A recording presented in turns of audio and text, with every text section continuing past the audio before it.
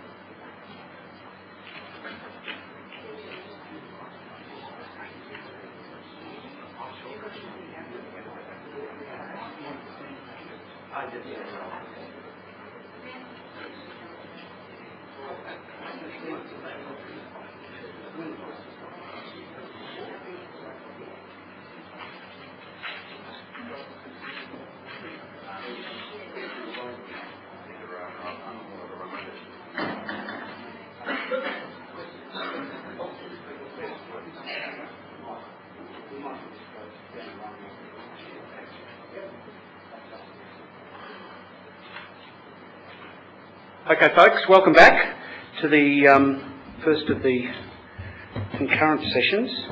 It's pretty loud, doesn't it? The format for these concurrent sessions is that we'll have our three speakers who will speak for approximately about 20 minutes. I'll try and keep them to that. And follow on then questions to any one of the panel presenters. Today we've got Michael Hogan will be presenting the first paper on the Queensland Government's e-democracy agenda. Michael's the Deputy Director General of the Department of Communities, Queensland Government, up in Brisbane there. Our second presenter is Pat Bishop from up at Griffiths, Pub and Politics, and he's on sabbatical down here at the Uni of Melbourne Centre of Public Policy at the moment. And then from out west, we have Mark Balnaves, sorry Mark, and Lucas Walsh. They're from Edith Cowan New Media. Mark's actually attached to the New Media School Department, and Lucas is on a postdoc there working on democracy and new media. So I'll ask Michael to kick off, and he'll be speaking on the Queensland Government's e-democracy agenda. Good. Thank you very much, Michael. I'll just get some water.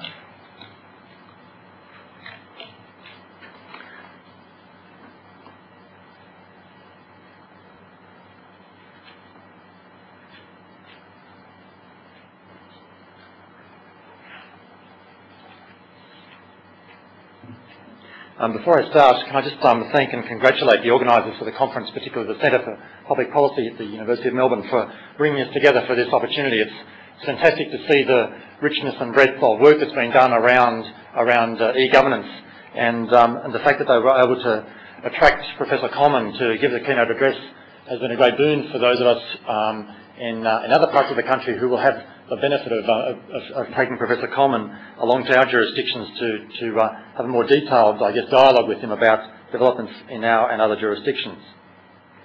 I'd also like to acknowledge the work that's been done by the e-democracy team in the Community Engagement Division in my department. Natalie Cook and Monika Henderson are down as co-authors of this, and much of the work that I'll present is theirs. But Fergus Hogarth, who's the new manager of the democracy unit, is with me as well, and he's just put his hand up. Now, Michael, I'm not sure why that's not coming up, because it's up there on the screen. Right. Thank you.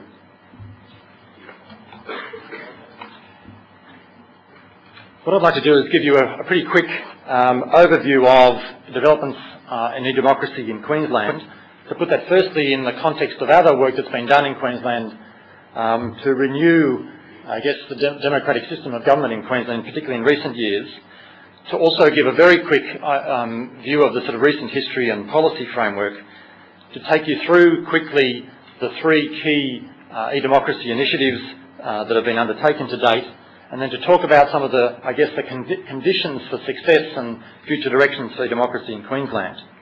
I guess to acknowledge in particular that this is, as Professor Coleman indicated, very much a work in progress, and very much early days, and very much, I guess, a reflection of a modest and cautious approach to what e-democracy might mean and where it might take us. But it's important to see it in a context, and this is just, I guess, a very short recent history that situates e-democracy in the context of the BD government's commitments to renewing connections with citizens and communities in Queensland. And of course this has a longer and deeper roots in the political history of Queensland, and Patrick has written much about this, and in particular in that manifestation, that ironic manifestation of the populist disengaged constituency by One Nation in a political system, particularly in Queensland, some time ago. No other Australian jurisdiction, though, has committed itself quite so explicitly, strongly or systematically to improving connectivity in the broad sense between government and citizens. Of course, this is a grand ambition and no easy, simple or quick task, but it's another significant step in a democratic evolution in Queensland from after the days of the former Bjelke-Petersen government. Significantly, Queensland government has committed to an integrated, multi-level approach to community engagement, which includes innovations and reforms at all levels, at a parliamentary level, executive government, and across Queensland government agencies. And whilst the idea of government connecting with citizens is not new, of course, the adoption of it as an agenda, as a design principle for government, is certainly a hallmark of Queensland's approach and an innovation in Australia at least. Just, I guess, to acknowledge some of the key concepts that Professor Coleman spoke about, and without going into these in any detail, just to acknowledge the contested nature of the foundational concepts that are underlying our work at a more policy and practical level, to give you a sense that we're working across a continuum that sees engagement stretching from information provision through consultation to active participation. And if you're reading some of the latest public administration literature around the emergence of notions of public value and co-production, then you can see that at that end of that spectrum as well. So we've adopted a fairly broad definition of engagement in the Queensland context, and that's a short statement taken from our direction statement. Of course, again, the imperatives that are driving that engagement agenda in Queensland, in particular, e-democracy initiatives, are not unique to Queensland, and Professor Coleman has spoken of these already. I guess one that I just particularly highlight is the fact that we are dealing with legacy, in particular, we are dealing with legacies of past poor engagement. That much of the barriers to people's engagement at a variety of levels that we currently experience stems from their poor experience of previous efforts by government to engage with them, or their efforts to engage with government. The e-democracy policy framework in Queensland was adopted as one of the BD government's election commitments for its second term in 2001. And Queensland is one of the few, if not unique, amongst jurisdictions to actually have adopted at this stage a formal e-democracy policy framework.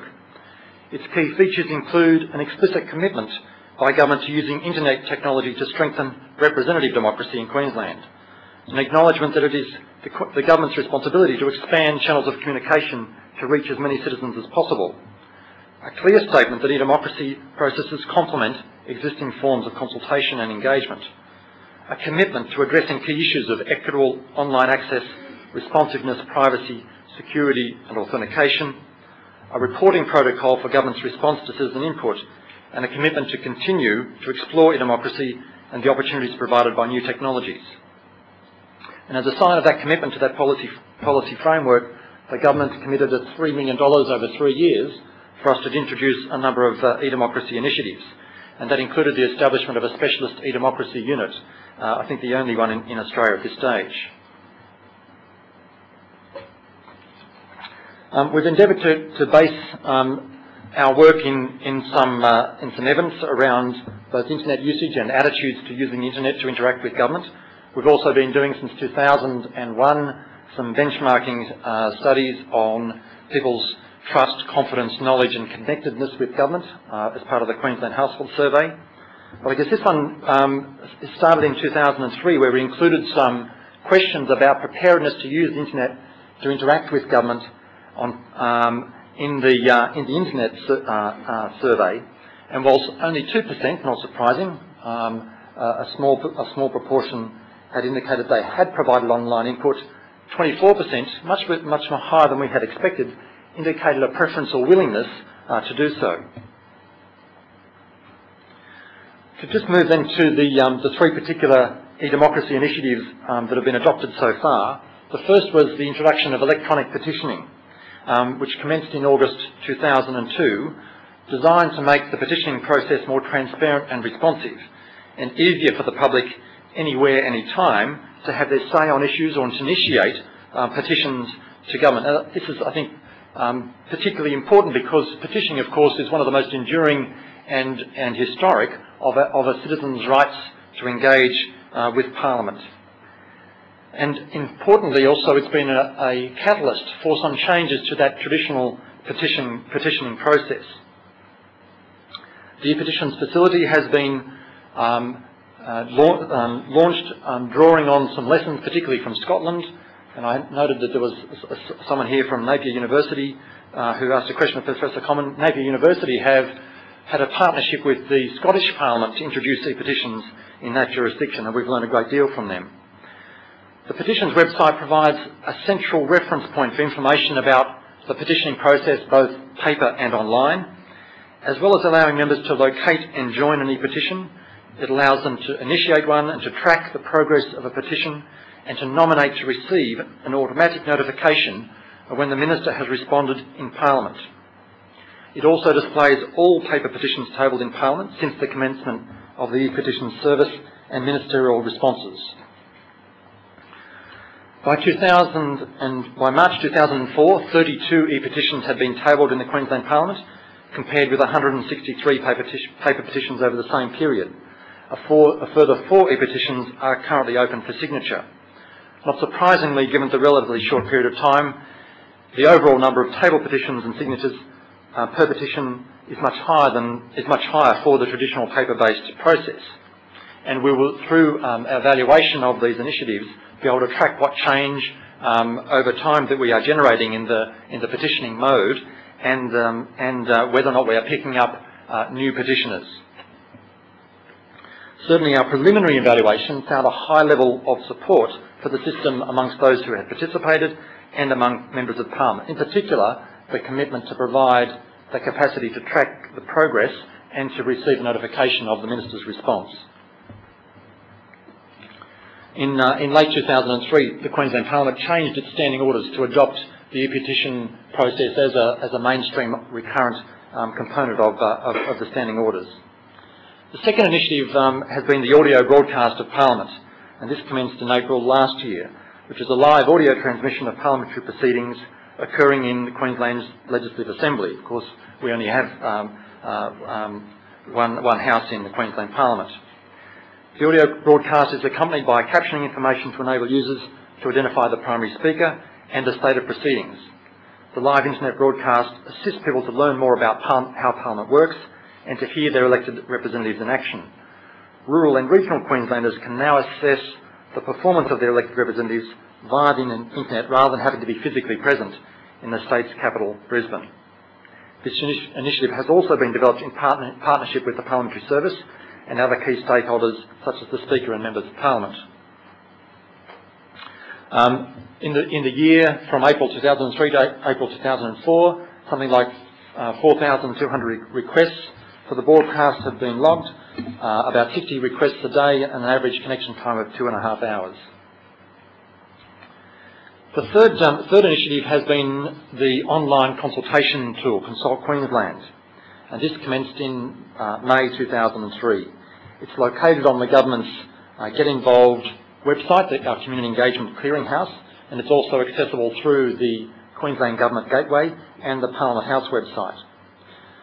Consult Queensland is an innovative mechanism that allows Queenslanders to respond on particular issues under consideration by government. It allows people to contribute their opinion online, read what other people have submitted and track again the government's response. To date there have been 5 online consultations trialled, of which one is still open, and they've addressed issues ranging from the middle phase of schooling and the ageing of the state's population through to a review of the provisions of the Retail Shop Leases Act. Over 300 respondents have made 580 online submissions to date. Of the 2 closed consultations that are provided for both online and paper submissions, 9 and 11% of submissions respectively were received online. Again, Consult Queensland does not replace offline opportunities for engagement between government agencies and communities. Rather, it complements other consultation processes, and we have been at pains in working with the agencies that put up those issues to make sure that they see this as part of a coherent and comprehensive engagement strategy.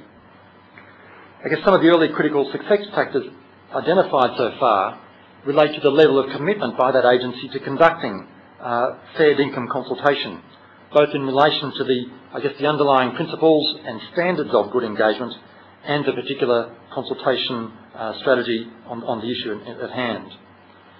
Another critical success factor has been the level of publicity and the types of promotional tactics used to target relevant and appropriate audiences for e-consultation, and we have to admit that we probably haven't invested enough in that or trialled perhaps as creative and innovative ways of promoting and communicating the opportunity as we might look to do in the future. Of course, another critical issue is the way in which the material is presented, the ways in which the questions are framed, the supporting documentation is provided in a web environment. And of course, there will be some issues that probably are more suitable for effective online consultation than others. As well, the Consult Queensland site features a whole-of-government consultation list of both online and offline engagement activities that are underway across the Queensland Government, across Queensland. The Get Involved website is the internet site that is hosting these initiatives, but we are keen to develop the Get Involved site as a community engagement clearinghouse and an interactive, resource to support practitioners, policymakers, citizens, students and others who are interested in engagement. And so we have relaunched a second stage late last year that provides a specific section for practitioners which may be of some interest to you, which includes the latest guides and advice about community engagement practice, research and evaluation, case studies, a training and development calendar, a quiz for students, and information for individuals about the range of avenues that are available to them offline and online for how to get involved with government. The next phase of the Get Involved website is expected to go live in June this year and will feature additional interactive elements and tools for users of the site and will support more dynamic interaction between government and community. Of course, there are significant policy issues that are being addressed or need to be addressed arising from our e-democracy trials in Queensland. Operational issues concerning security, privacy, authentication, how we manage responses and barriers to uptake, and of course the strategic dimensions around what outcomes are we seeking to achieve, what is the appropriate and effective role for government, inclusiveness, integration with decision making and evidence of effectiveness. We're currently finalising an e-democracy evaluation framework which may be of interest to those of you in other jurisdictions, and we'll use that as we now have a commitment to continue with the democracy agenda in Queensland. I guess just to reflect on some conditions that we would identify as conditions for success or for connectivity. The first, and I guess you will have gathered this from my opening sort of comments, is that I don't think this is just about e-democracy or about e-government for that matter. It is about engaged governance. I think an interesting point is that we may need to address the way we've framed the concepts of e-government and e-democracy. In our view, people's trust and confidence in governments are very significantly affected by their experience of services. And whilst relatively few people are going to be frustrated enough or passionate enough or pissed off enough to engage with government on some of the higher level policy issues, day to day they engage with government around service delivery. And I think it's important that we start to see services as not just transactional but also as relational, and think about what that means for the way we integrate and theme e-democracy principles into our e-government strategy. I guess it's also clearly not a matter for government, and one thing that we would acknowledge with our current e-democracy policy framework is that it's about how the government's going to use internet to reach citizens, and doesn't probably take account of the diversity and richness of e-democracy activity that's happening across a range of sectors. Of course, e-democracy must prove itself to be value-adding and to be cost-effective. But to do so, it's going to require systematic change management strategies. And we have embarked on that in Queensland in the context of a community engagement improvement strategy that's focused on improving the public sector's capability to engage effectively, smartly and productively with citizens and communities. Of course, as we are all acknowledged and committed to, e-democracy must also address the democratic, digital and generational divides with proper inclusion strategies. And so we are looking in Queensland to link our e-democracy initiatives with other initiatives that are connecting with the disengaged or the least powerful. Work such as with our state libraries Skills Net Roadshow to take online training to rural and remote communities. Again, just to emphasise that e-democracy is just another tool in the community engagement kit bag. And I guess to finish this point with a bit of a plea for some cooperative federalism. To date, I think it's been notable that e-democracy has been missing from the national e-government agenda. And I know there's some interest at a federal level and certainly in other jurisdictions.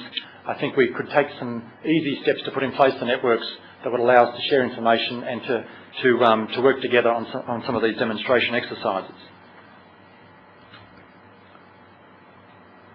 Just to give you a bit of a flavour of our directions in Queensland, we will be looking in the near future to update our e-democracy policy framework, and the deliberations of this and other forums will be very helpful for that.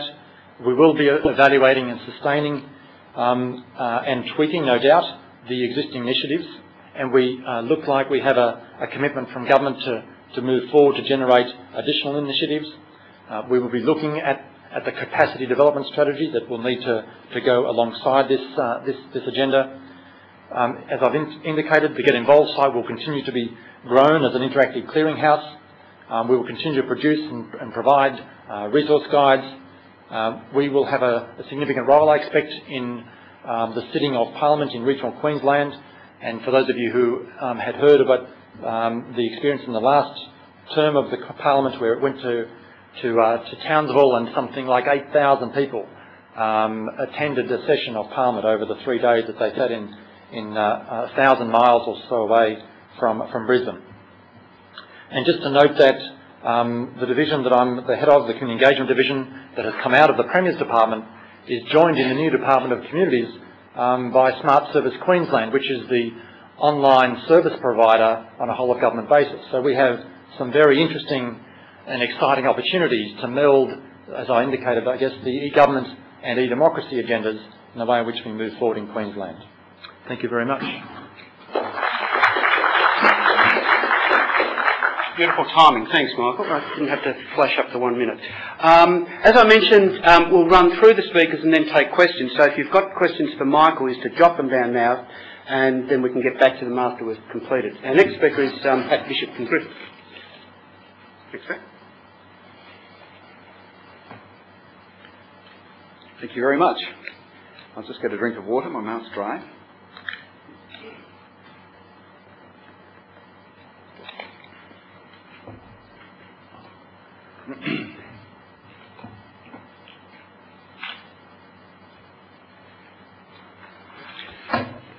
Okay, my paper is entitled E-Government to E-Democracy. And I suppose it comes back to something that Professor Coleman was talking about this morning about definitions. And it seems to me that that one of the problems we have with something that is new is how we evaluate it. What decisions we make about how successful, what failure would look like. All of those kinds of things are crucial because, we're entering into new territory. When we're dealing with new technologies, predictions about what the future will be are always problematic. Bill Gates it was who said that 640k should be enough for anybody, and now you try doing anything on a 640k machine and you'll know that was wrong. Bill Gates, of course, became very wealthy by being wrong about that. IBM suggested there was a world market for 5 computers. Again, they became very rich by being wrong. But enthusiasm about technology can occur too. Alfred Lord Tennyson thought with the invention of the telegraph that it would be inevitable that a world parliament would soon follow. Once we were able to talk to each other, then everything else would just flow from that. E-technology has been actually quite slowly adopted by governments. In 1998, a report was done for the OECD by a consultant that showed that at that stage, governments weren't really keeping pace with the private sector, that e-commerce was way in advance of what e-government was delivering. However, in more recent times, there's been a kind of tech race going on.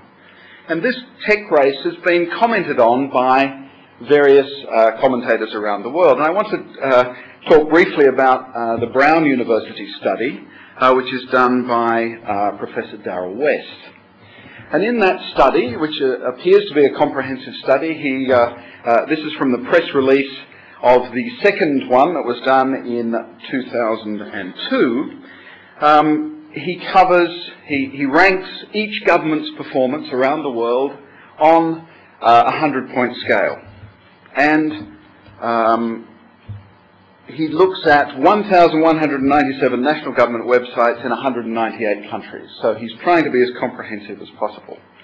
And in the press release from that, he reports that last year's global leader in digital government, the United States, has dropped to 4th place, behind Taiwan, South Korea and Canada. Chile had moved up to 5th place with 60 points, followed by Australia, hurrah, at 58.3. So he's presenting a league table of e-government performance. He lists the other 198 countries, and he has some other findings from the research. 12% of government websites offered services that were fully executable online, up from 8% in 2001. 77% of websites provide access to publications, and 83% have links to databases. Again, this is up from 41% in 2001. Each is an increase on the previous study. The study was first conducted in 2001 and has now had its third iteration in 2003. Now, there have actually been some quite dramatic shifts, advances and reversals of fortunes in the rankings. In the 2002 survey, I was quite surprised to find, following my own examination of Austrian help government site, which I thought was a very comprehensive site, and which they themselves, the architects of the site, ranked as about European best practice. It was actually ranked 42nd in the world. In the 2003 survey, they are now ranked at number 10. So I presume they're pleased with that recognition. When you're operating in a new and untried field, you are looking for endorsements. Somebody saying, yes, you're on the right track here. I was actually in Korea, in South Korea, in November 2002, when the results came out. In 2002, South Korea was ranked second in the world in e-government. And at that conference, the bureaucrats naturally were flushed with pride. They really thought, we're really cutting edge, we are really making it. And the South Korean government's commitment to the new technology was indeed very strong. However, when the results come out in 2003, the South Korean government has fallen to 30. Now, the report gives no details of why the slide has occurred. I've made some inquiries of South Korean bureaucrats. There hasn't been a change in regime. There has been no change in commitment to the use of the new technologies. And so I think what we have here is perhaps a problem with the survey itself, that perhaps it was a bad day for connectivity to the Korean website. Who knows?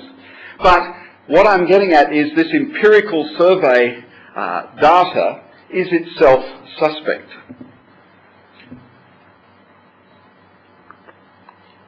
And that to be endorsed by one of these surveys is not necessarily to say you're doing particularly well or ill.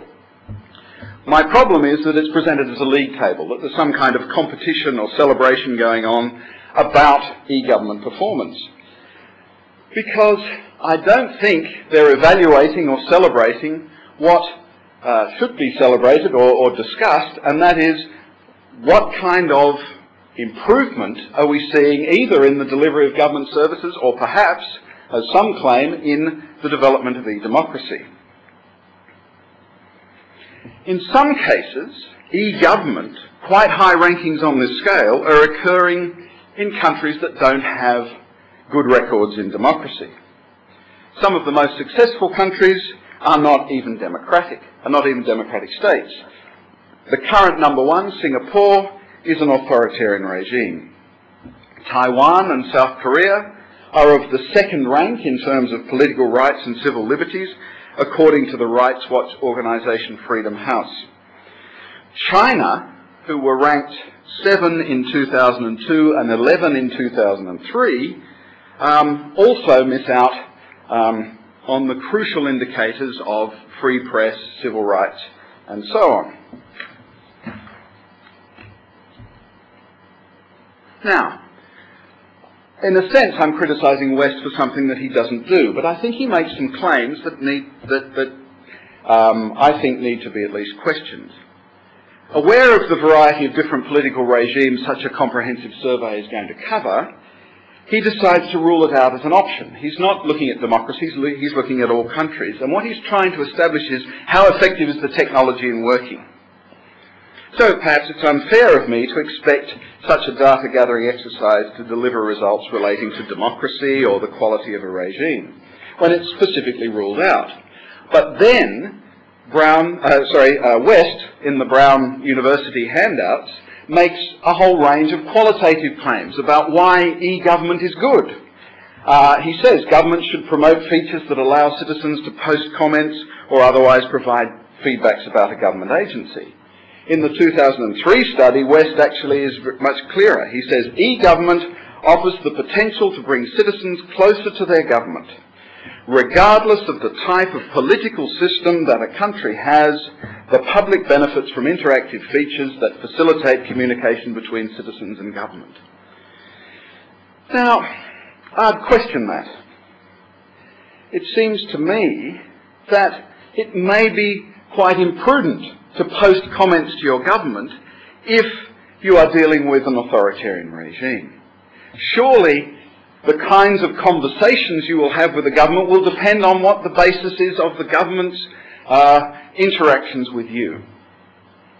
So what I've done in the paper, and that will be available on the net later, and you can see this table, is I've compared the data from the West study on e-government to the Freedom House regime indicators.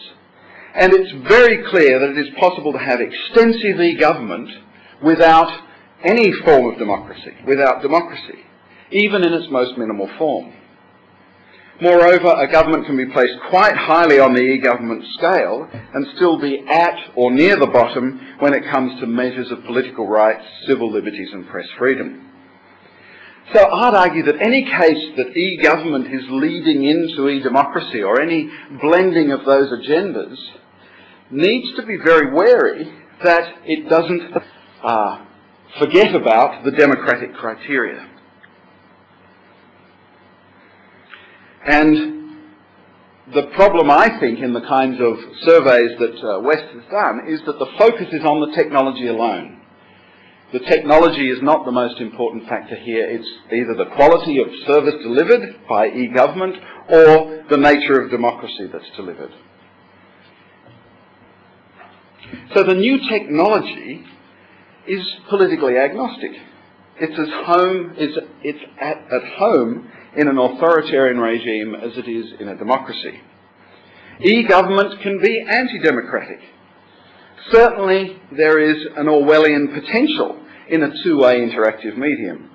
What cookies might an unscrupulous government add to people's computers who use a consultation site? The American Civil Liberties Union, responding to the provisions of the USA Patriot Act, argues that it extends already a low standard of proof, far less than probable cause, to allow law enforcement officers to determine what websites a person had visited, leading to their widely publicised assertion that law enforcement officers could even require the librarian to report on the books you had pursued while visiting the public library. Here, of course, the internet is a loyal servant to governments wanting to investigate you. Records are very hard to erase. But we need to be careful. In fact, David Altman, doing a survey of e-government in South America, makes the case that high levels of satisfaction with democracy actually indicate where e-government is less likely to develop, which raises the question that less democratic regimes are using e-government to actually paper over the lack of democratization. I think the relatively high scores on the West scale of China, Singapore and Malaysia, in the absence of democratic government, may be one way in which regimes are trying to maintain a sort of legitimacy by operating via websites. In a sense, using the new technology not to enhance democratization, but to bypass it. There are other issues that are raised too. Jane Fountain, in her studies, has said that new technology reshapes bureaucracy, and also claims that there are significant cost savings when using the new information technology. Darrell West, in another paper, actually says one of the problems for e-government is its expense, and he tries to advance some ways in which this might be done cheaper through cooperative efforts between governments. He sees this as the pressing challenge of e-government. How are we going to pay for it? I would argue that the challenge is much more about how do we make sure that the democratic side of the agenda comes to dominate over the technological one. I suppose that there was one way in which I could see Even if it delivers efficiency, we have to remember that efficiency itself is not necessarily a democratic value. You can be efficient and you can be fascist. It seemed to me, however, that perhaps the internet e-government services might be useful in delivering services in countries where routinized kickbacks or bribe were part of the process of the delivery of public services, in that it would mean that everybody would get the same service and has that equality element about it. But this also raises another issue in that the commercial enterprises that have adopted the internet have done so usually by offering quite substantial discounts through internet fares. Whether a government can deliver government services by saying if you do it on the internet by a reduced fare, I think would run into all kinds of problems. It would certainly challenge that notion of equality.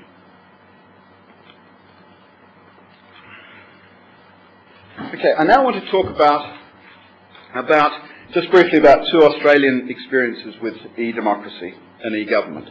And what I'm really talking about here again is the way in which it's been evaluated. And this is an evaluation that was done by Stephen Clift, who is an international e-democracy consultant. And he is an enthusiast for e-democracy. And he has looked at the Queensland sites and the New South Wales sites on a tour in Australia. And he is very effusive in his praise. He says of the Queensland site, it is the clearest sign of political support for e-democracy issued by a government in the region, perhaps anywhere in the world to date. He picks up on the Premier's endorsements, the kinds of things that Michael has talked about earlier, which I won't go into more details about.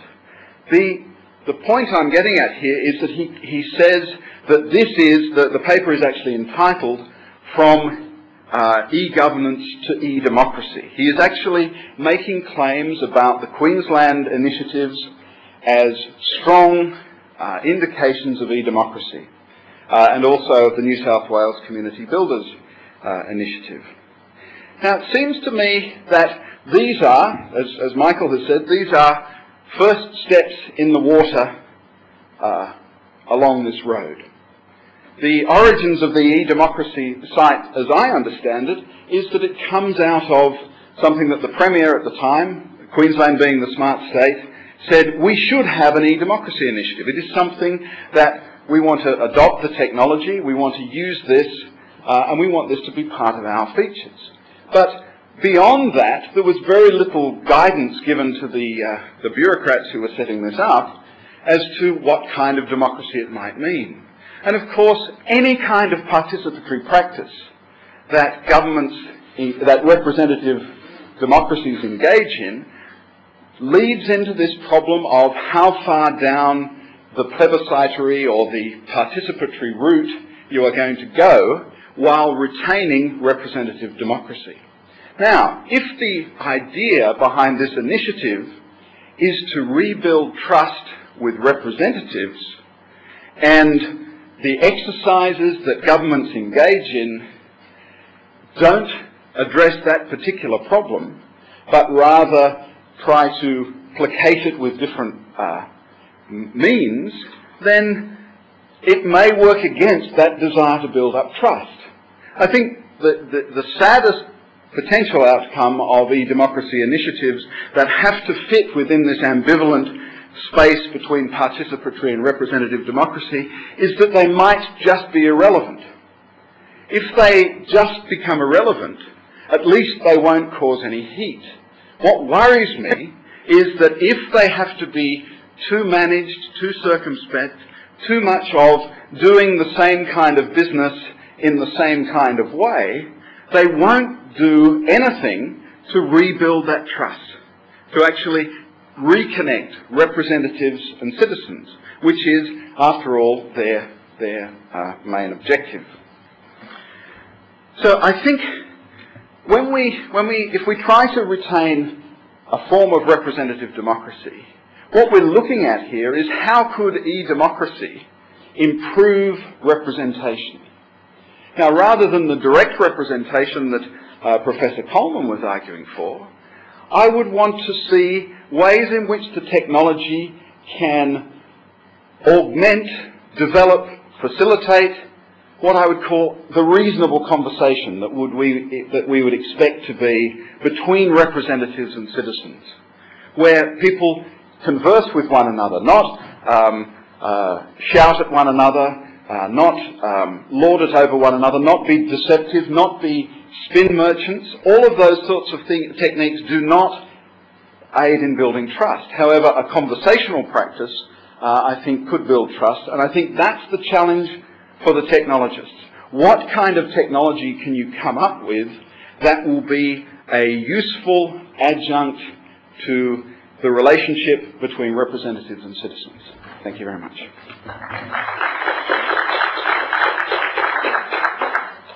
Thank you, Pat. Our final speakers are Mark and Lucas, and sort of wire up.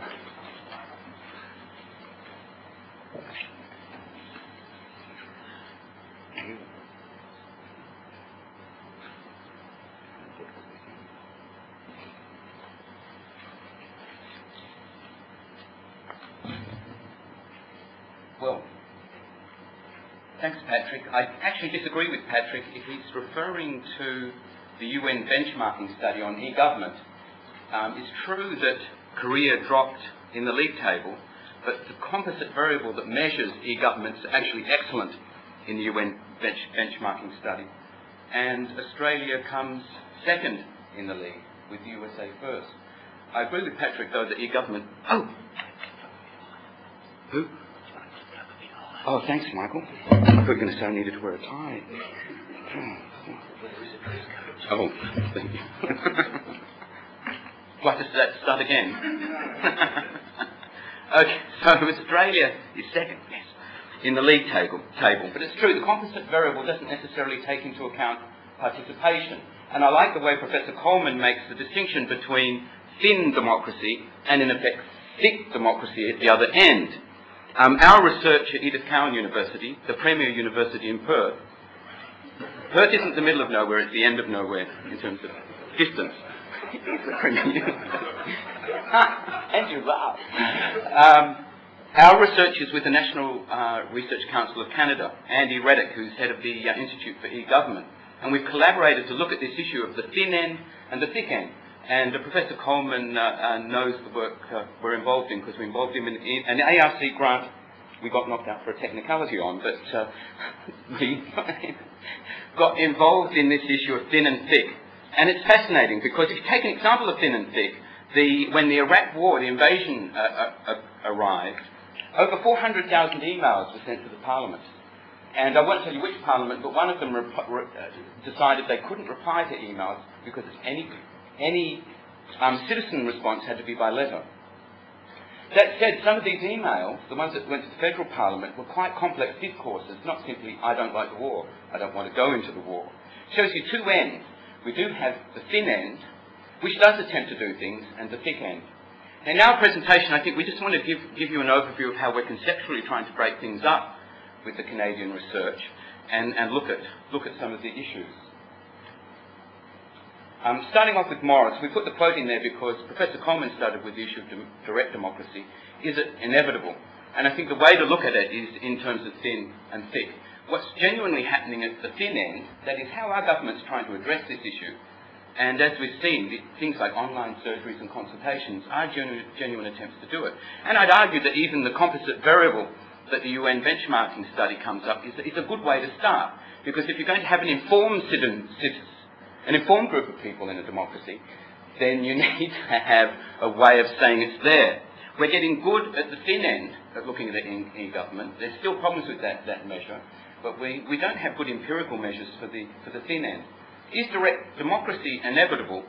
The answer is probably, we'll never have direct democracy in the sense that people think about it, but what's happening now is a clear indication that there's a push.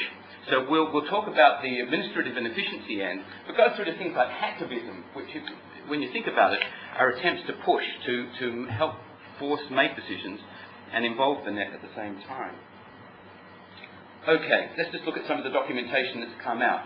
As you can see with the Queensland example, there are attempts to address these issues, and stages of e-government are being defined in countries, including Canada. This is the UN division, going from emerging attempt to have a web presence through to seamless, where there's full integration of e-services. But also, these policymakers aren't silly, and bureaucrats aren't silly. They understand that the participation issue is in the background.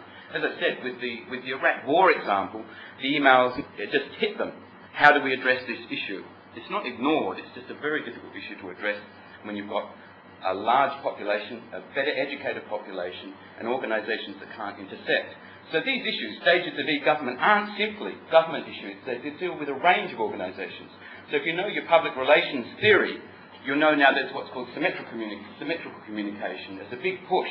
How do organisations intersect with their publics and get them and have a genuine collaboration?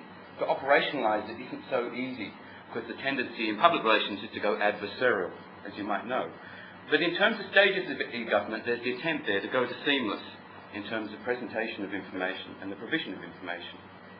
And even when you're talking about China, I mean, the issue of efficient health services is an important one for a group of people in a country. Okay, this issue of government versus e-government.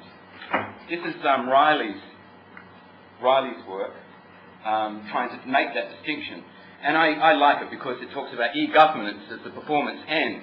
Of course, e-governance in China and Singapore is going to be different from other sorts of democratic states, although Singapore is, remember, a democratic state, even so. And the governance side is where consultation and engagement come in. So there are a range of groups, like the Queensland government, that are attempting to address the engagement side. Notions of e-governance and e-government then fit into notions of e-democracy. I agree that the rhetorical side is there in terms of the idealistic side. I mean, you don't have to only quote Brecht, you can quote Trotsky, who argued that the radio would bring in great advances for humankind. Well, it did. It's good music on the radio. Now, administration and efficiency, you can see the growth of web pages. So this is taken from the UN report, 50,000 pages. The attempt to be there, out there, and in the internet context is genuine. Now, that's where I pass over to Lucas. Okay, try and put some of what Mark has been saying into context, and also within the context of the papers presented today. Our research was trying to break down exactly what is meant by e-democracy by looking at the types of activities that are currently being undertaken throughout the world, which is quite obviously a big task. Now, just to clarify some definitions and terms that Mark's been talking about, this notion of thin democracy refers to the process end of democracy, the institutions and processes of governance that take place that have a minimal expectation of the citizen. In this contrast to a thick level of democracy in which citizenship participation is encouraged, in which there is a certain sense of civic mindedness, and in which there is an expectation that people will be interested and engaged with the political system. The other commentators, such as Barbara in the US, call this strong democracy. Our definition differs with that to some extent, but I won't go into detail with that today. So we broke types of activities in e-democracy into 4 categories, and these are 4 broad and overlapping categories. The first concerns activities oriented towards administration and efficiency of governance. The second type, which has 2 subcategories, concerns that which is trying to stimulate citizen participation. And we've already really today walked through those 2 primary areas. Those which seek to extend representative democracy and those which are oriented towards direct democracy. The next category of e-democratic activity concerns the mass media and broadcasting and what impact that has on the shaping of political formation and political socialisation. It's something that is left out of discussions in a lot of the literature, but it's this rather omniscient, ever-present aspect of our everyday political construction and reconstruction. The final category concerns the more informal mobilisation of interests, such as the hacker ethic.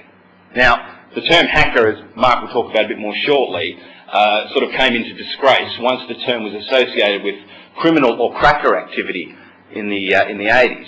But don't forget that its origins in the 60s were one under the spirit that information should be free and that sought to seek a kind of a political empowerment in more informal means. So let's just walk quickly through those 4 categories. And I'll give you an overview of what we mean and what kind of activity is going on. That first type of activity concerns administration and efficiency. Excuse me, mate. And this includes the use of electronic service delivery and electronic information infrastructures to coordinate organisational activity and daily government and parliamentary work. And we've seen some excellent work done already by people such as Professor Coleman and Rachel Gibson, who I believe is at this conference. As the figures show, the growth in this thin level of activity has been massive, from 50 to over 50,000 official government websites between 1996 and 2001. We see activities such as DirectGov in the UK, which Professor Coleman, I believe, is involved. And we see the formation of principles also in the UK of e-government underlying these processes at the thin level. They seek to build services around citizens' choices, make government and its citizens' services more accessible, facilitate social inclusion, provide information responsibly and use government resources effectively and efficiently. And this is a general but a useful way to look at this thin level, this first type of e-democratic activity. Note a couple of things about it. Firstly, it still largely concerns a top-down approach for information. It assumes a minimum level of participation. It does, however, assume a certain level of political literacy on the part of the citizen. I'll come back to that in a moment. These initiatives, note also at the level of administration and services, are not always driven by public interest. Of course, a heck of a lot of what's going on is driven by means to provide cheaper ways of doing government. Another thing, following on from what Michael said, it's interesting to note that most of the initiatives in this area are taking place at a local level and not at a national level. There are a number of significant national initiatives, but a lot of this activity seems to be occurring at a local level. So, here's a couple of examples of this type of activity. And I've just put a couple of examples of websites up there. Of course, we have some excellent examples in Australia at this level, and we've already had a few pointed today. The Queensland example being the strongest, and I believe one of the most interesting of the lot. But we have other activities such as Community Builders in New South Wales, Citizenscape in WA, smaller initiatives such as in the Dandenong Council broadcasting its webcasting, its political activities, local activities.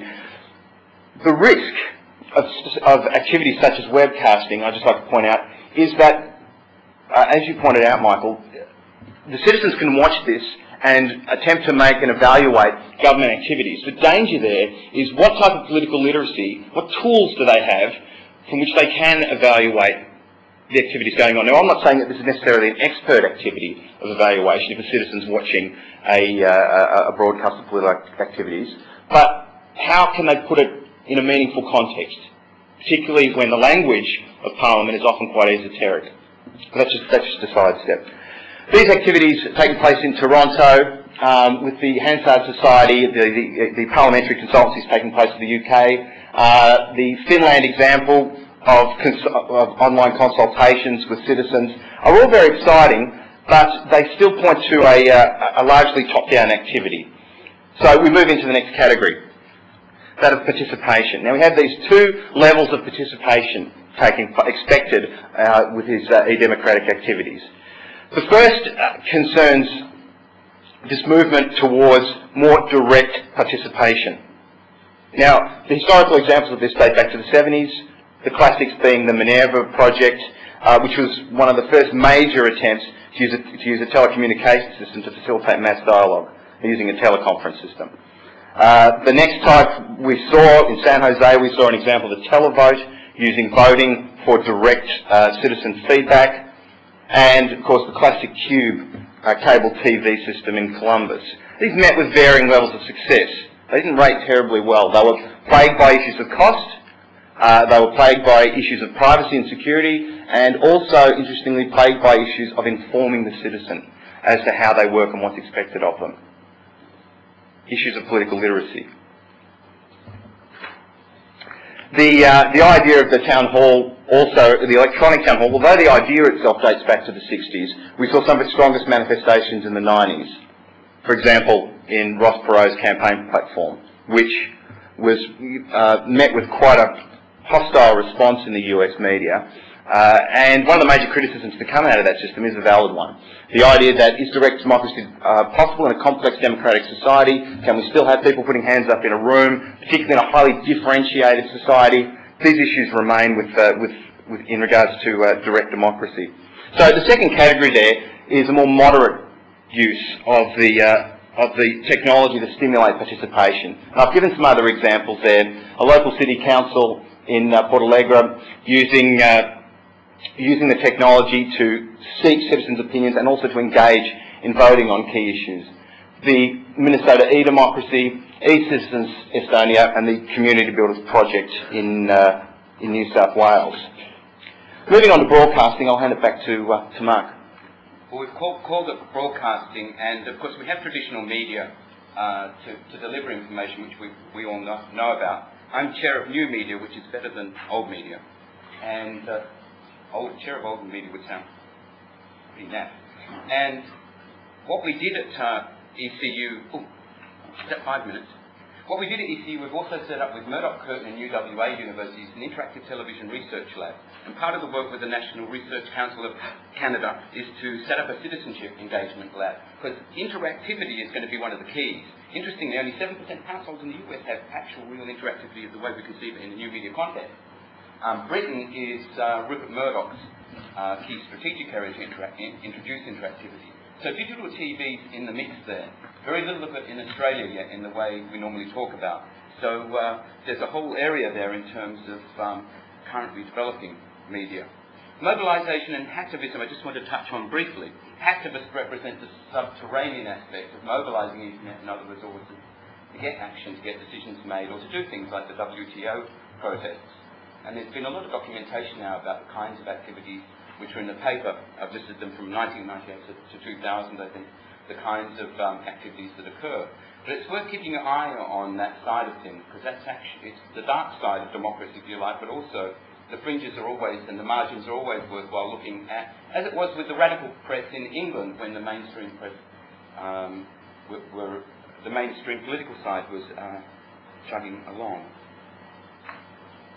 Convergence. Lucas. The convergence of the media, just to finish up, the convergence of the media obviously presents a very exciting period for us, but it also poses incredible challenges, which I'm sure are quite apparent to you all. The type of technology that we're moving towards, where we see a closer integration, for example, of the web and the use of PDA devices and digital TV, using technology such as extensible markup language, is now a reality. How we use them and to what idea of democracy we're working towards seems to be the critical question. For us, as a corollary of the technological development, we still have to maintain this push towards defining who we are as a society and what our expectations are of ourselves as citizens. Now, this is as a broader debate in Australia, of course, really came into prominence in the 90s, such as the civics expert group, right through the Republic debate. Those questions are now more important than ever in the context of the development of e-democracy. And for the innovation to be technologically driven is a fatal mistake. So the notion that we're working towards is that effective citizenship is about how citizens convert information into knowledge and knowledge into political efficacy. There is an educative process taking place, and that educative process has to take place constantly alongside and actually keeping ahead of the pace of technological innovation. Anything to add? I thought that was great. Okay, thanks very much. Thanks, guys. Okay, questions, comments. We've got about 20 odd minutes, so if people can keep them reasonably brief, and I'll ask the respondents to actually repeat the question for the webcasting up the back. So, questions for any one of the speakers? Let's start up there and then down here. Up the back there. Yeah?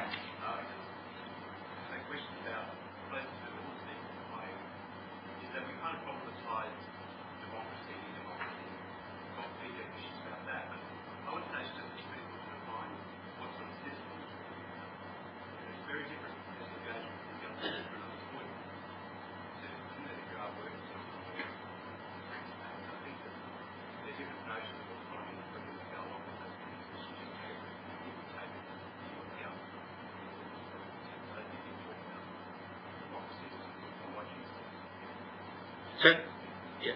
So the question is the issue of citizenship is just as important, if not a more primary question you're saying to jumping towards e-democracy, or as equal as. Does anyone want to come at that? Michael. I'm not sure I can add a lot by way of an answer other than to acknowledge, I think you've got an important point. And at a practical level, what we will be endeavouring to do in Queensland is actually more closely align some of the work that we're doing in the democracy agenda with the civics and civics education initiatives that are underway nationally, but in terms of how they've been implemented in Queensland, ranging from the planning that will be done as we progress toward the sitting of Parliament in Regional Queensland, where we had many thousands of kids engaged with that in the last term, to the development of an interactive democracy display at Parliament House in Brisbane, and in particular some joint projects with the Office of Youth Affairs, and Queensland's one jurisdiction that has endeavoured to take the issue of youth engagement seriously and has a youth participation charter and an Office of Youth Affairs that's sort of mission is around effective youth engagement. And we'll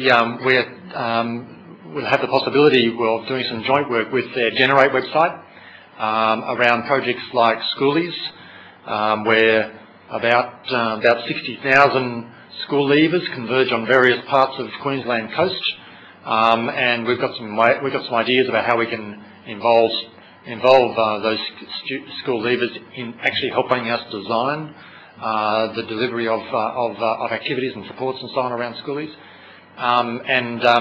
and also then integrating it more effectively into the civics curricula, and enabling the use of the democracy tools as tools in the curricula of learning tools.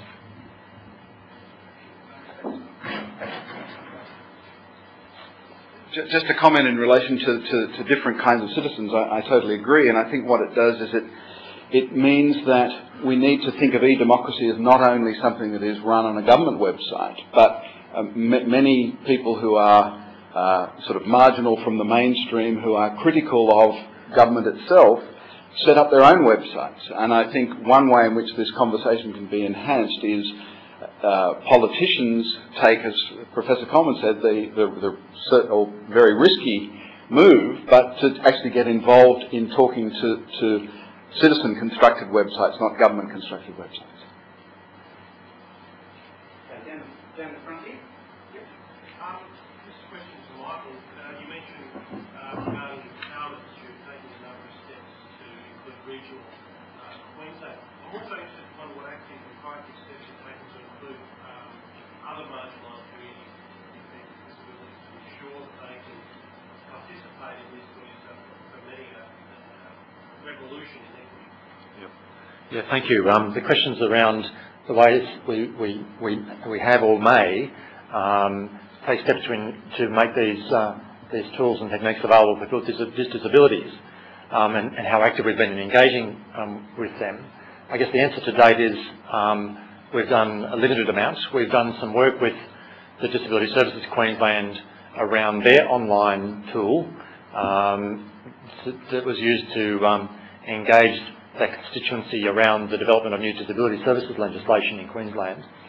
And as it happens, the Department of Communities is in the same portfolio as the Disability Services Queensland Department, and as of yesterday, the Assistant Director General of Disability Services Queensland and I are talking about ways in which we can radically renovate the way in which DSQ engages with its clients and community, and how we can use, amongst a range of initiatives, e-democracy tools to support that. So it's going to be work that's particularly, I guess, the work where we've got a lot of, I guess, scope to be creative and to explore some of the new ways of applying some of these tools for particular constituencies.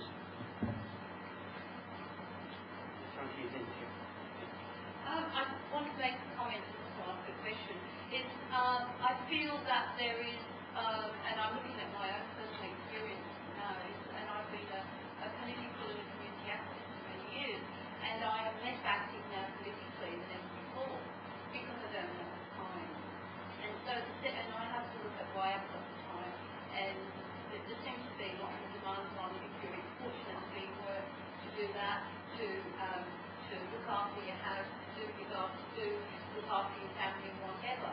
And I just feel that we need to address both sides of this equation, not just make it easier for people to participate, but also some fundamental change in our society so that we're not just run ragged.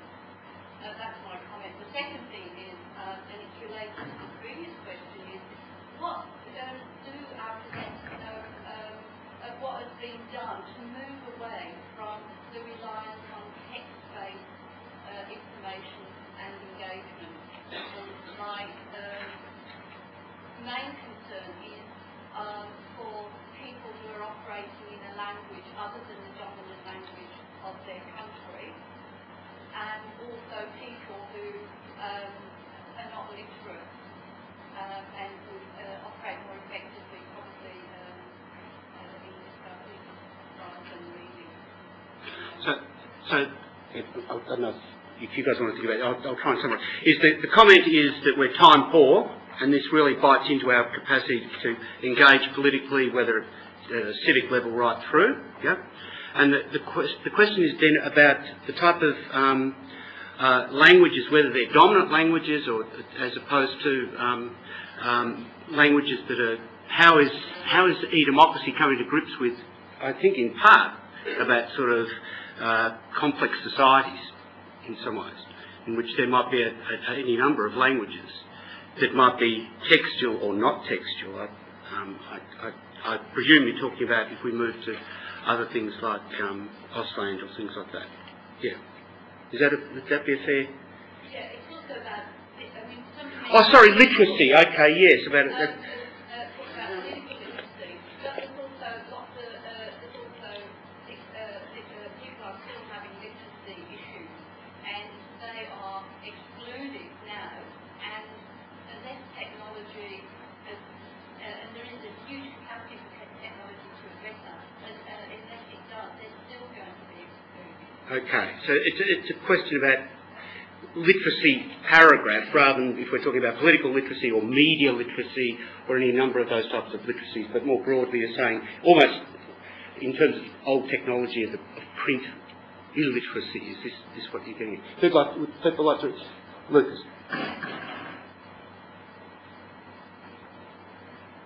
I'll give you a very moderate response to that because that's a big question you're asking about the area of literacies.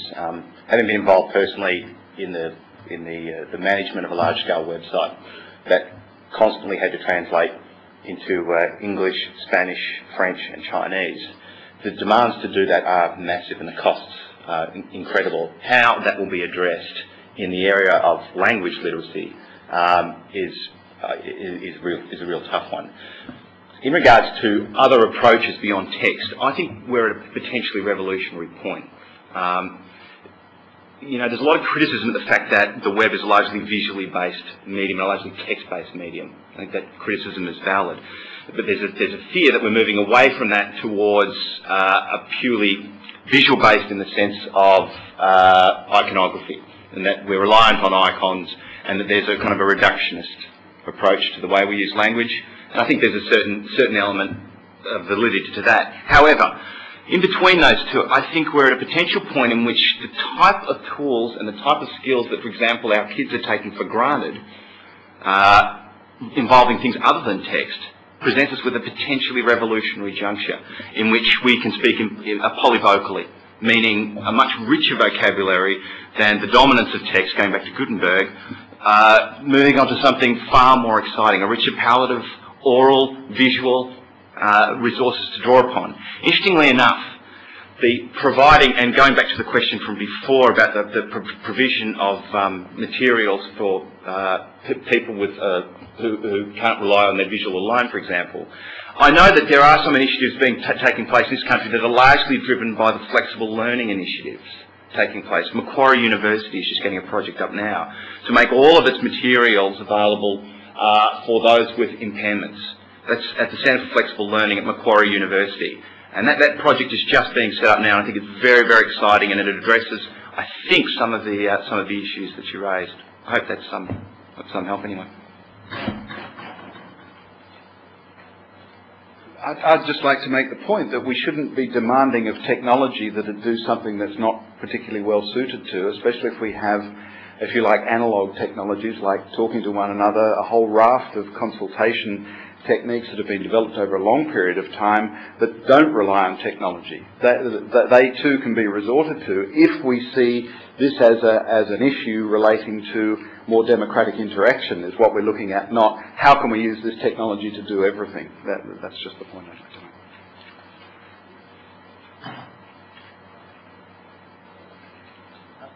I guess just to perhaps illustrate Patrick's answer with some reference to what's happening in Cape York, it's a long way from here, where there's an incredibly exciting new way of engaging emerging across levels of government and Indigenous communities, where there's a range of techniques being utilised that where the democracy tools are playing a very tiny part, but perhaps a useful part, particularly for young people in those communities that are getting hooked up through things like the Cape York Digital Network. But the reliance in those communities is on some very robust, face-to-face engagement methods like roundtables, where the communities, those communities that have all sorts of issues around all sorts of types of literacy are coming forward and articulating the sorts of communities that they want to create and they want to live in very forcefully and creatively and effectively in front of representatives of three levels of government. And so, again, it's just an example where we can't rely on e-democracy to solve those other issues or provide an answer to ways that engage in particular constituencies. Terry. Last week, Google announced that it was developing email one year in trade. What's the business model like behind that? And I realise the answer is to promote Google in countries like China. And that brings me to the point about citizenship and democracy and we're largely talking here a local, a regional, a national scale. But the internet is fundamentally global in how it operates. Essentially, if I was a young person in China using the internet, I would be very attracted to having a Google address rather than one from my connection provider. And there will be many countries who have the case. So the issue I'm raising is about the extent to which people experience constructed in territorial terms. Yet the internet is like many forces and war in Iraq being another one that was mentioned that are essentially extraterritorial in their construction of these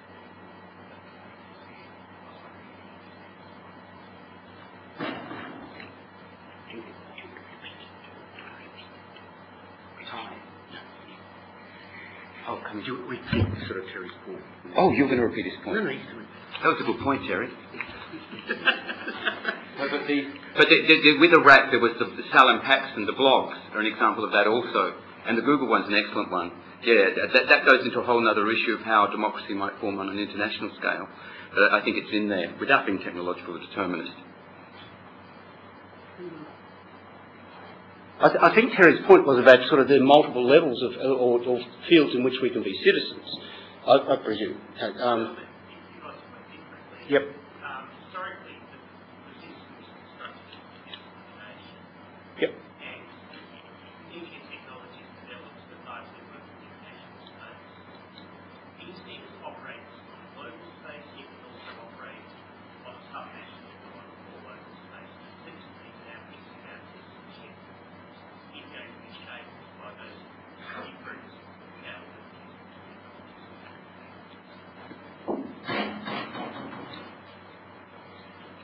I think the point you're making here is a very good one in that the technology creates this globalized potential. But your Chinese citizen using his Google internet box or inbox is not making any connection to their government via that way. They may well, and the internet has been very useful in reporting about what governments are doing to their people and those kinds of regimes. But the problem is, and again Professor Coleman alluded to that, we are citizens in a global world where the president, who the President of the United States is, may be very important to our well-being, but we don't get a vote because the political system is not yet there. So what we've got is a mismatch between what's technologically possible and what are the political and geopolitical institutions.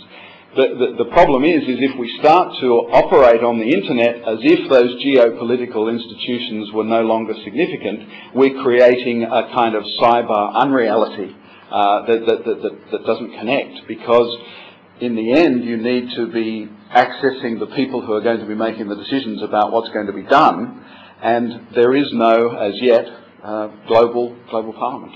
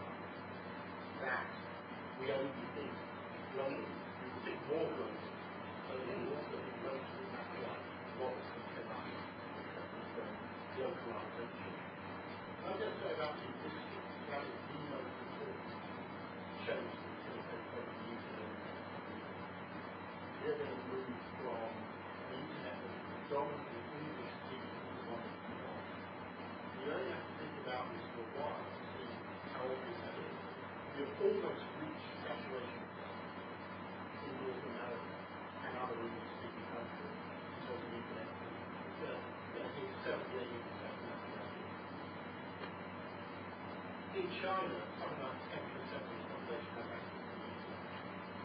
That has only got to double to 20%. It's still at 80% having no access to it. And that would mean that the number of Chinese people going online would increase by something like 80 million. So when you consider that that is the case, think of how search engines are going to change. Think of how e-commerce is going to change. Think of how an organisation like the United Nations is going to have to be multilingual. So I think this point about linguistics is really important. And one of the real failures of the technology and the translation software is about the use of every year we're 2 years away from having perfect translation software, and it's still lousy. But where we are going to see the technological change is in, I think this point about convenience and lifestyle is really important, is in where the technology fits in the home. Personal computers still very much, you lock them in the bedroom with your teenage son, get that sort of all kinds of dirty things. And actually, with broadband, the computer is moving out. I mean, broadband households tend to have that computer in the kitchen, in the living room, or in several places that have more than one computer. Where I come from, and the point about interactive television is really interesting, we have as many people in Britain who can access the internet through their television and through their personal computers. We've got about 50% either way. And that's one of the ways that we've got to do the digital divide, because we have many socioeconomic groups, D&E, and digital television at home. The poorer people get digital television before and then get access to it. Now the really interesting question for me is very, very little research done anyway, is how you start to make television and the domestication of the television set into a means of democratic engagement. So imagine not just watching Parliament on a web platform. I was saying to one of your Victorian MPs over there, and I was saying the other day, who the hell wants to watch the Victorian Parliament on a web platform? But I'm quite sure, I mean, everyone wants to reach, everyone wants to hold on a website, you can't do it. But, if your answer to that question, can you engage with our Parliament in terms of stature or something through a piece of domestic technology that you're comfortable with and you use a lot of simple use? The television set is a perfect point of conversion for that process, and I think that's going to be the big story in the next few years. Can we frame it in a question then, Stephen? Is that Bob Putnam, the television was the death of democracy. You'll want to consider about the new possibilities of the television as the rebirth of democracy. I mean, before I was writing about democracy, I don't have television. I always did in my minority.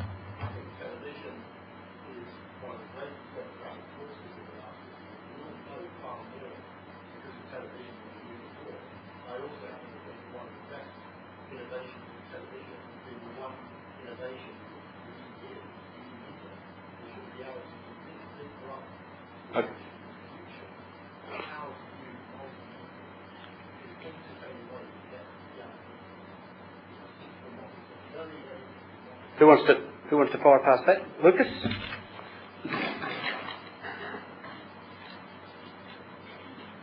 Yeah, given the nature of our research in WA with the Interactive Lab, we're seeking to explore that question. Relating that back to the question earlier about globalisation, I mean, I think two of the key political literacies that will need to be developed alongside this are those of differentiation and contextualisation.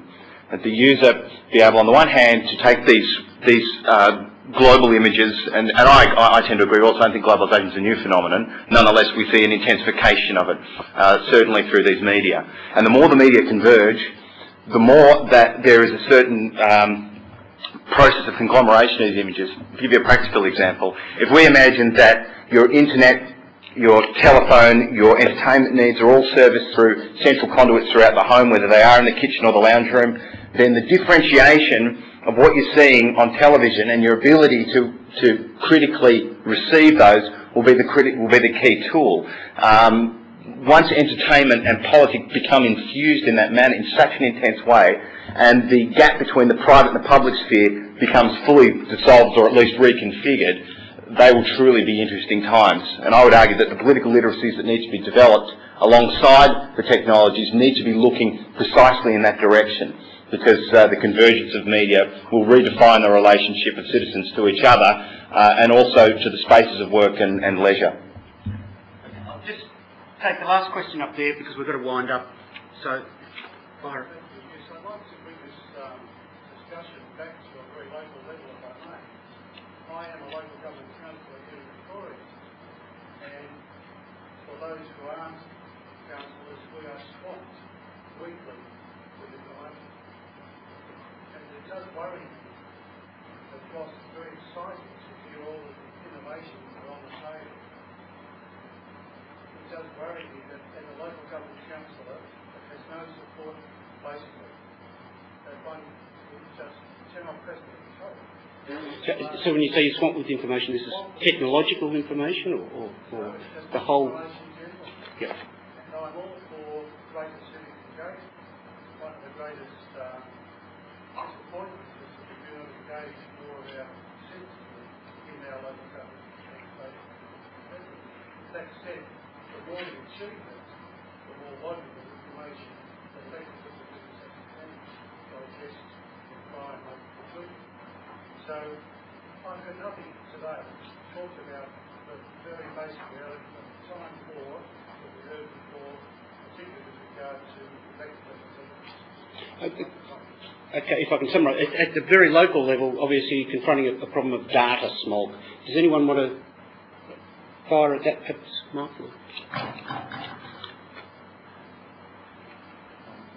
Again, that's a big question at a short period of time. But I guess just to give an illustration, perhaps Stephen or the others might want to add to this, that we do have the opportunity with the tools that are emerging to allow sort of smart analysis of data to actually, where we've got, I guess, that richness and diversity of voices that we would hope to get out of an online consultation or engagement exercise, to actually, as is now being used in the way in which focus group data is analysed to actually draw out some of the key themes and lessons. So I think there are some tools that will emerge that will actually give us some efficiencies in helping representatives and policymakers work through that bulk of information that comes in that governments need to grapple with.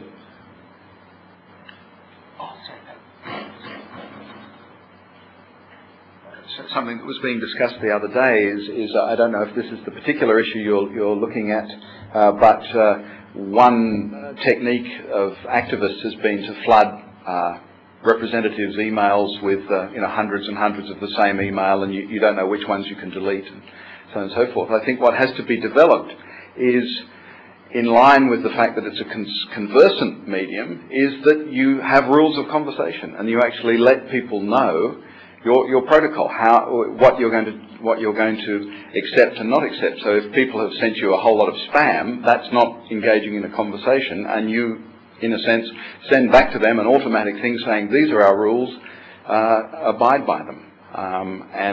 That's one way of dealing with it, and I think it's perfectly reasonable. Okay. You're probably not alone, in terms of there's all sorts of areas of contemporary life in which we confront information overload constantly.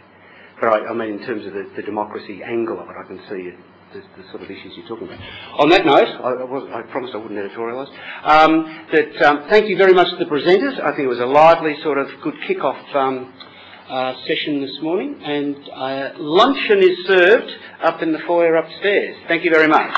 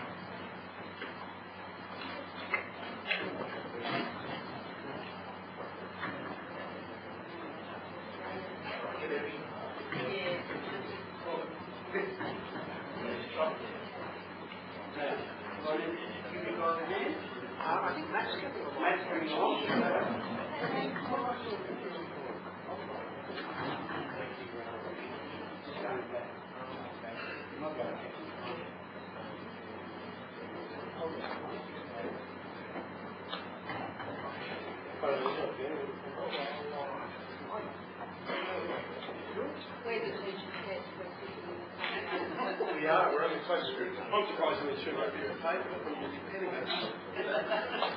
No, you don't do that from the back.